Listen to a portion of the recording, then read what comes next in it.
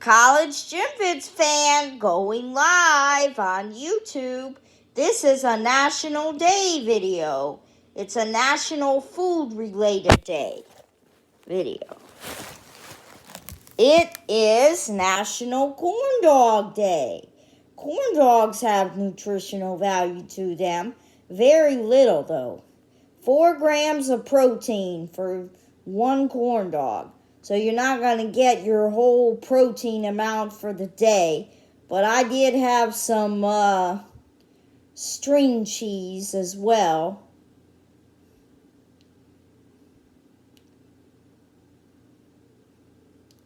And on my second channel, I did a live stream for National Corn Dog Day.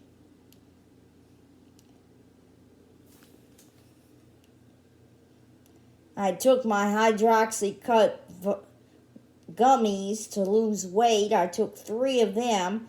Now I'm going to wait 30 minutes before having my meal. Hit the big red button and subscribe. Peace out, YouTube.